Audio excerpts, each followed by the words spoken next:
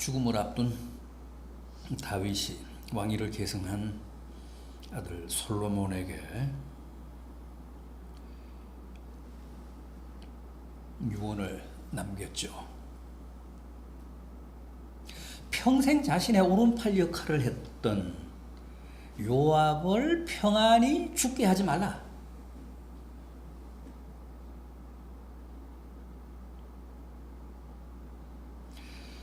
요압은 다윗의 최측근으로 언제나 2인자였습니다.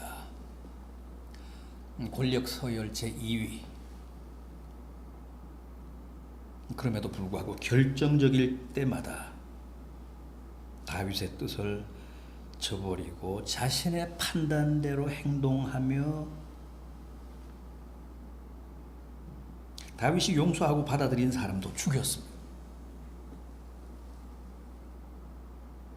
압살롬도 그렇잖아요. 죽이지 말라고 했는데 기어이 죽였잖아요. 또 막판에는 솔로몬 편에 서지 않고 반역자 아도니아 편에 섬으로써 다윗과 솔로몬을 다 대적했습니다. 이런 자는 반드시 응징해야 한다. 나는 이미 늦었다. 나는 이제 죽음 앞에 있으니 너가 반드시 응징해라. 심판해라. 그리고 또 한 사람 사울 왕의 친척이었던 시므이입니다. 다윗이 아들 압살롬의 쿠데타로 피난길에 나섰을 때 저 마하나임으로 가는 길목 바후림에서 다윗의 뒤를 따라오며 다윗 일행을 따라오면서 온갖 욕설과 저주를 다 퍼붓죠. 돌까지 던졌습니다. 그런데 압살롬의 쿠데타가 실패로 끝나서 다윗 왕이 예루살렘으로 복귀할 때는 또 어떻게 했습니까? 혼자 나오지 않고 자기가 속한 베냐민 지파 사람 1000명을 동원해서 함께 나와 엎드려 사죄를 빌었습니다. 그래서 용서를 해줍니다.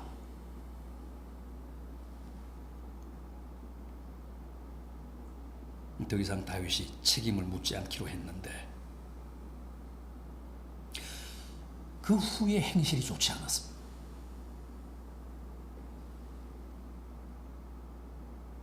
용서해줬으면 곱게 지내야 되는데 그렇지를 않았습니다. 다윗이 죽음을 앞두고 그가 결코 무죄하지 않다. 피 가운데서 죽음의 세계인 스월로 내려가게 하라. 죽이라는 거예요. 수염에 피를 묻히고 죽음의 세계인 스월로 내려가게 하라. 그래서 솔로몬이 그 아버지의 유지를 받들어서 이 두 사람을 다 죽이잖아요. 먼저 요압을 보십시오. 오늘 우리는 25절까지 봤습니다만 이 2장 29절 이하를 보십시오. 이 열왕기상 2장 29절 이하.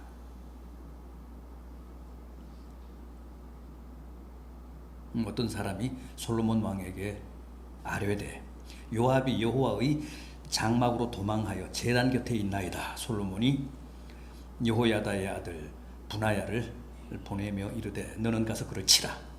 분하야가 여호와의 장막에 이르러 그에게 이르되 왕께서 나오라 하시느니라. 그가 대답하되 아니라 내가 여기서 죽겠노라. 분하야가 돌아가서 왕께 아뢰어 이르되 요압이 이리 내게 대답하더이다. 왕이 이르되 그의 말과 같이 하여 그를 죽여 묻으라. 요압이 까닭없이 흘린 피를 나와 내 아버지의 집에서 내가 제하리라. 여호와께서 요압의 피를 그의 머리로 돌려보내실 것은 그가 자기보다 의롭고 선한 두 사람을 쳤음이니 곧 이스라엘 군사령관 넬의 아들 아브넬과 유다 군사령관 예델의 아들 아마사를 죽여 칼로 죽였습니다. 이 일을 내 아버지 다윗은 알지 못하셨나니 그들의 피는 영영이 요압의 머리와 그의 자손의 머리로 돌아갈지라도 다윗과 그의 자손과 그의 집과 그의 왕위에는 여호와께로 말미암은 평강이 영원히 있으리라. 여호야다의 아들 분하야가 곧 올라가서 그를 쳐 죽임에 그가 광야에 있는 자기의 집에 매장되니라. 다음은 시므이의 최후입니다. 43절 이하를 보십시오. 43절 이하, 2장 43절 이하.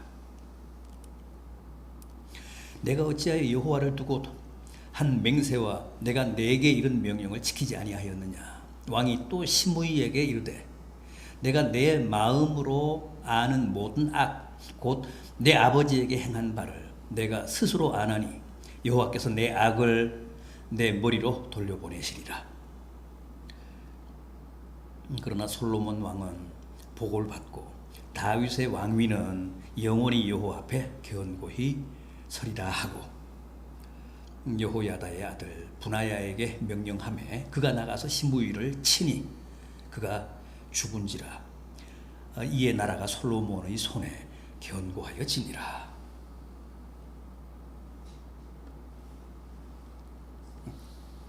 다윗은 이렇게 자신의 죽음을 앞두고 공의로운 처벌을 솔로몬에게 당부했고 솔로몬은 지체하지 아니하고 아버지의 그 유지를 받들어 그 두 사람을 심판했습니다. 처단했습니다. 다윗은 이렇게 자신의 죽음 앞에서 공의로운 처벌을 당부했을 뿐만 아니라 꼭 은혜를 갚으라는 부탁도 합니다. 이 2장 7절을 보십시오. 이 열왕기상 2장 7절을 보십시오. 마땅히 길르앗 바르실레의 아들들에게 은총을 베풀어 그들이 내 상에서 먹는 자 중에 참여하게 하라. 내가 내 형 압살롬의 낯을 피하여 도망할 때에 그들이 내게 나왔느니라. 이 바르실레가 누구죠? 다윗이 압살롬의 쿠데타를 피해서 울며 저 마하나임으로 피난을 갈 때 욕하고 저주하며 돌을 던진 시므이와는 달리 길르앗에서 다윗을 찾아와 침대며 대야 심지어는 꿀과 치즈까지도 그러니까 피난살이에 필요한 모든 것들을 제공한 사람입니다.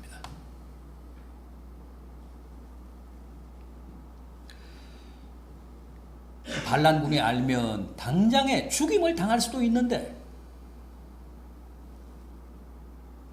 이 바르실레는 그런 큰 모험을 하며 다윗 일행을 도왔습니다. 헌신적으로 도왔습니다. 희생적으로 도왔습니다. 목숨 걸고 도왔습니다. 그걸 다윗이 평생 잊지를 못했습니다. 환궁할 때 다윗이 뭐라고 했습니까? 바르실레에게 예루살렘으로 가자. 왕궁에서 나와 함께 살자. 내가 너를 공개하리라. 그러나 바르실레는 저는 이 고향 부모의 묘 곁에서 죽으려고 하나이다. 그러니 그냥 여기서 살게 해달라고 합니다. 그래서 그는 고향에서 살다가 죽었는데 다윗이 그 은혜를 끝까지 잊지 못하고 있다가 죽음을 앞두고 솔로몬에게 그 아들들을 찾아서 은혜를 베풀어 달라. 그 아들들로 하여금 너의 상에서 먹게 해달라. 그렇게 당부합니다. 다윗은 정말 대단합니다. 이렇게 공평했고 공의로운 사람이었습니다. 살아생전 자기가 미처 갚지 못한 원수도 자기 아들에게 꼭 갚아달라고 당부했고, 살아생전 자기가 미처 갚지 못한 은혜도 아들에게 당부하며 꼭 갚아달라고 유언을 남기고 죽은 사람입니다. 그래서 하나님이 다윗을 참 좋아하셨습니다. 마음에 들어 하셨습니다. 하나님의 공의로움을 가장 많이 닮은 사람.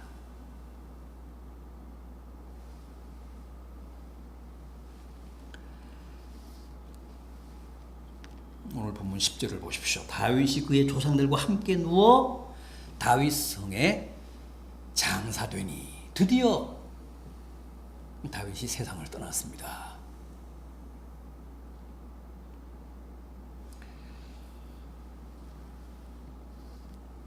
사울도 40년간 이스라엘을 통치했잖아요.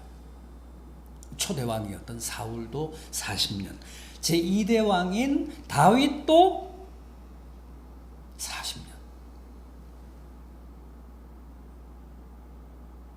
이어지는 11절을 보십시오. 다윗이 이스라엘 왕이 된 지 40년이라. 헤브론에서 7년, 또 예루살렘에서 33년, 도합 40년을 왕위에 있었습니다. 이스라엘을 통치했습니다. 후에 솔로몬도 40년입니다.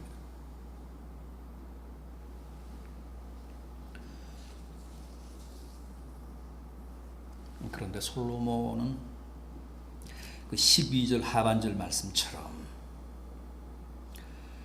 초대 왕인 사울 왕이나 제2대 왕인 다윗 왕 때보다 더 태평성대를 누렸습니다.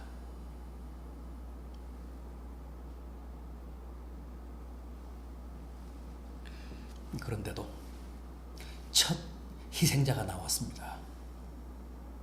이때는 아직 요압도 시므이도 처형되기 전입니다. 주인공이 누굽니까? 누가 가장 먼저 희생이 됐습니까?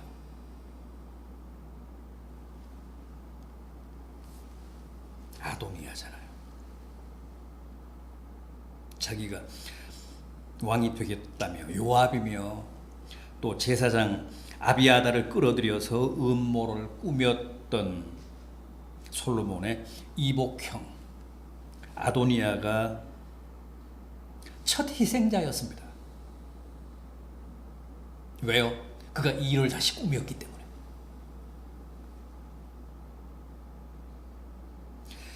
솔로몬이 자기 형 아도니아의 반역을 용서하면서 뭐라고 했죠? 이 열왕기상 1장 52절을 보면 앞으로는 선하게 살아라. 만약에 다시 무슨 그 악을 도모하면, 반역을 도모하면 그때는 반드시 죽으리라. 그 조건부로 용서를 해줬습니다.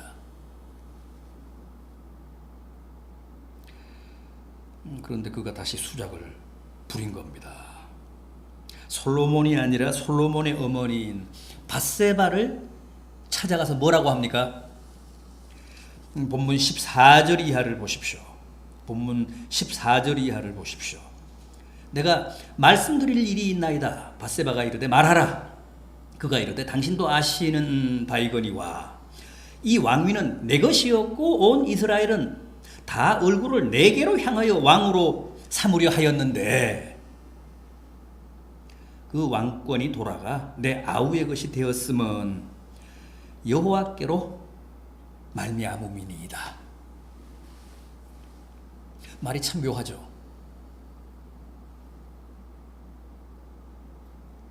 여호와의 뜻이어서 결국 당신의 아들 솔로몬이 왕이 되기는 했지만 원래 이 자리는 서열상 내 것이었습니다.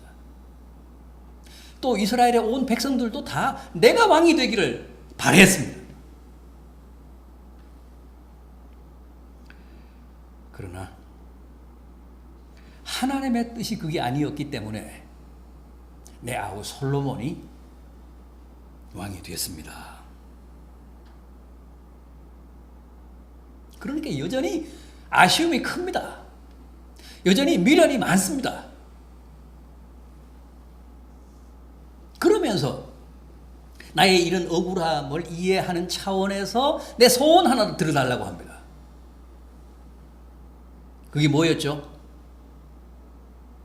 나보다는 당신이 구하면 거절하기 어려울 테니 솔로몬 왕에게 부탁을 해서 수넴 여자 아비삭을 내게 달라고 합니다. 17절을 보십시오. 그가 이르되 청하건대 솔로몬 왕에게 말씀하여 그가 수넴 여자 아비삭을 내게 주어 아내를 삼게 하소서. 왕이 당신의 청을 거절하지 아니하리이다.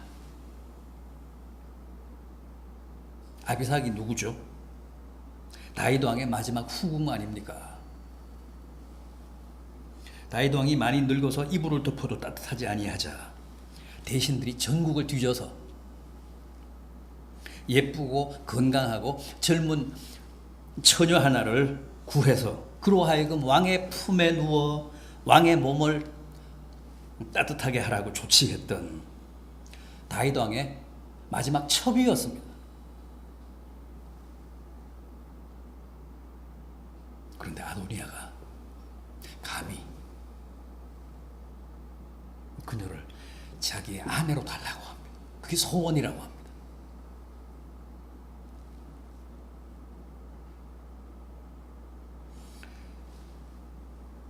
아버지의 첩이었지만 비록 나이는 어렸지만 굳이 따지면 자기의 새어머니잖아요. 그런 여인을 자기 아내로 삼겠다는 거예요. 이걸 어떻게 이해해야 합니까? 아무리 고대 시대지만 이건 아닙니다. 이건 폐영무도한 겁니다. 왜 그랬을까요?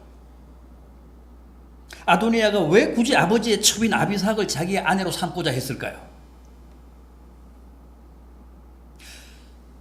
전국에서 이렇게 수배해 찾은 처녀였으니까 아름다웠겠죠. 굉장히 아름다웠을 겁니다. 그래서 아도니아가 자기 아내로 삼고 싶다. 그런 욕구를 가졌을 수는 있습니다.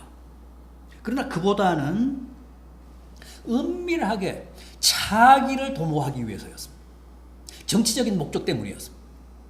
적어도 솔로몬은 그렇게 받아들였습니다. 왕이 대답하되 내 어머니여 구하소서. 내가 어머니의 청을 거절하지 않겠습니다.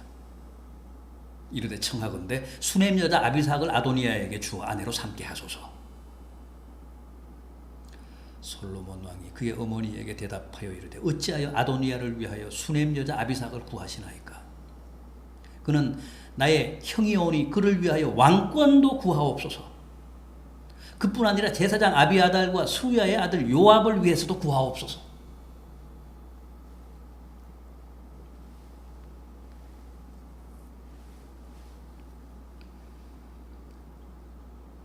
솔로몬은 아비삭을 구한 아도니아의 요구를 어머니 밧세바처럼 한 가지 작은 일로 보지 않고 뭔가 계략을 숨긴 큰 정치적인 음모로 받아들였습니다.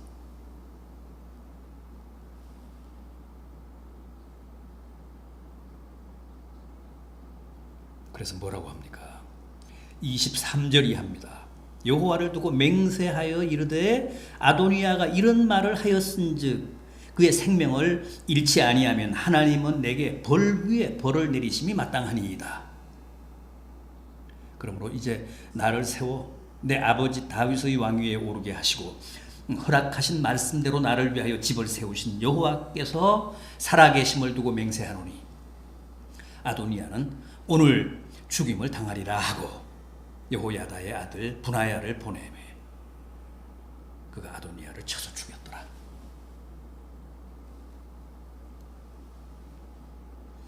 아도니아는 결국 그렇게 해서 죽습니다. 곱게 살면 선하게 살면 끝까지 살려둔다고 했는데 머리카락도 하나 해치지 않겠다고 했는데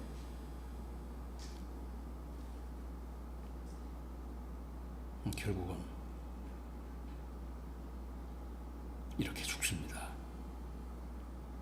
왕권에 대한 미련을 버리지 못하고 그게 하나님의 뜻이라는 사실까지도 인정을 하면서 여전히 기회를 노리고 언젠가는 다시 이를 도모하겠다는 일념으로 아버지의 첩까지 넘보다가 이렇게 당하고 말았습니다.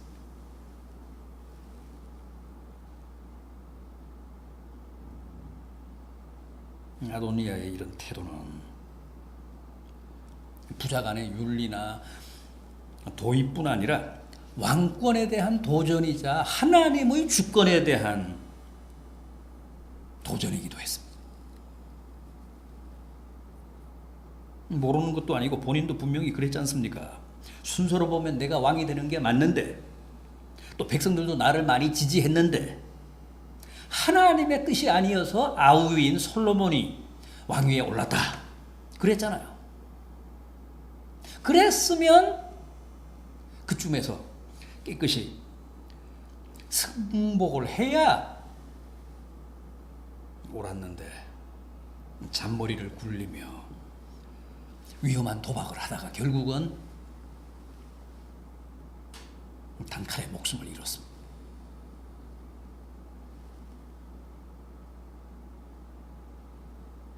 하나님과 맞서고 하나님의 주권에 도전하며 하나님의 뜻을 거스리는 자는 절대 무사하지 못하다는 사실을 오늘 이 본문을 통해서 우리가 다시 한번 확인할 수 있어야 될 것 같습니다.